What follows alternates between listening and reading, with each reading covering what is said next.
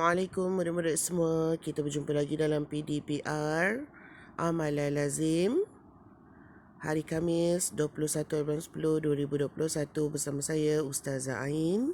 Kita mulakan pembelajaran kita pada hari ini dengan bacaan doa. Bismillahirrahmanirrahim. اللهم افتح علينا حكمتك وانشر علينا من خزائن رحمتك يا أرحم الراحمين رب اشرح لي صدري ويسر لي أمري واحلل عقدة من لساني يفقه قولي ربنا آتنا في الدنيا حسنة وفي الآخرة حسنة وقنا عذاب النار وصلى الله على سيدنا محمد وعلى آله وصحبه وسلم walhamdulillahi rabbil alamin. Amin. Okey, murid-murid semua, kita boleh buka buku Amalan Lazim, kitab Amalan Lazim. Kita sambung pembelajaran sebelum ini pada pelajaran 5. Okey. Buka tajuk 5.3 Waktu membaca Al-Quran. Okey. Ada 5 waktu terbaik yang boleh kita baca Al-Quran. Bilakah waktu yang terbaik itu? Okey, yang pertama, nombor 1, waktu yang paling sesuai untuk membaca Al-Quran sambil tadabbur. Tadabbur tu dalam bahasa Arab maknanya menghayati. Menghayati makna isi kandungan ayat tersebut, ayat yang kita baca itu. Kita menghayati, bukan sekadar membaca, kita menghayati makna dia, jalan cerita dia, apa yang tertulis dalam Al-Quran tersebut. Adalah pada 1/3 malam. Itu poin yang pertama. Nombor 1, waktu yang paling sesuai membaca Al-Quran yang pertama pada 1/3 malam. 1/3 malam tu pukul berapa? Lebih kurang jam 3 pagi hingga ke subuh. Itu waktu yang paling baiklah untuk kita membaca Al-Quran. Kenapa? Sebab suasananya tenang aja. Sebab orang lain semua tengah lena tidur kan. Time tu kita boleh menghayati Al-Quran. Okay, yang kedua, pada jam 5 pagi. Pukul 5 pagi tu ataupun waktu sahur. Kalau dalam bulan puasa waktu sahur tu itu adalah waktu yang paling baik juga untuk membaca Al-Quran. Yang ketiga, selepas solat subuh. Ni tiap-tiap hari lah. Lepas solat subuh je, dah selesai solat subuh, kita ambil Al-Quran. Terus bacalah. Dapat satu muka surat pun dah bagus dah. Sehingga masuk waktu duha. Lama juga waktu duha. Daripada matahari naik tu, pukul 8 tu, kita dah boleh berhentilah baca Quran.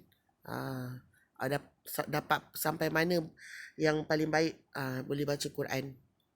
Okay, yang keempat, selepas maghrib ataupun selepas isyak. Awak mengaji selepas solat maghrib ataupun selepas solat isyak, boleh baca Quran. Lebih kurang 15 hingga 30 minit. Sebelum masuk waktu tidur tu, kalau selepas isyak lah, sebelum nak tidur tu, kita baca Quran. Kerana apa? Pada waktu ini, persekitaran kita tidak terlalu banyak gangguan. Tak ada gangguan waktu malam ataupun bunyi-bunyi bising. Okay, yang kelima, di dalam bulan Ramadan, paling banyak keberkatan jika kita baca Al-Quran sepanjang dalam bulan Ramadan. Pada waktu bila? Ke semua waktu. Tak kira lah pagi ke siang ke malam ke, kita baca Al-Quran. Kenapa? Kerana jika kita membaca Al-Quran pada bulan Ramadan, pahala yang kita baca setiap satu huruf tu akan digandakan. Okay? Adalah sangat sesuai untuk membaca Al-Quran kerana bulan Ramadan adalah bulan Al-Quran. Bulan Al-Quran diturunkan. Okay. Jadi, ingat 5 waktu membaca Al-Quran. Okay. Sambung seterusnya. Ni info, mengucup Al-Quran. Mengucup tu maksudnya mencium. Hukumnya adalah sunat, sin sunun tanat, sunat mengucup atau mencium Al-Quran kerana memuliakan Al-Quran yang diturunkan oleh Allah melalui malaikat Jibril kepada Nabi junjungan kita Nabi Muhammad sallallahu alaihi wasallam. Jadi amalkan membacakan Al-Quran, lazimkan diri membacakan Al-Quran setiap hari dan kita cium Al-Quran, kucup Al-Quran, sayang dengan Al-Quran, jaga Al-Quran baik-baik seperti mana kita jaga diri kita sendiri. Okey? Okey, tahniah anak-anak murid saya semua. Untuk tugasan hari ini, saya akan berikan awak salinan nota, sambungan salinan nota. Awak tulis dengan tulisan yang kemas dan cantik. Ini notanya, tuliskan hari, tuliskan tarikh. Kemudian ada tajuk, ada 5 ringkasan saya dah ringkaskan. Kemudian awak buatlah dengan kemas dan cantik. Kemudian hantar kepada saya.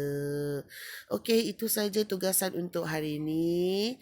Semoga dengan membaca Al-Quran kita akan mendapat keberkatan Allah, mendapat pahala yang lagi digandakan oleh Allah dan mendapat syafaat di akhirat sana. InsyaAllah. Assalamualaikum semua.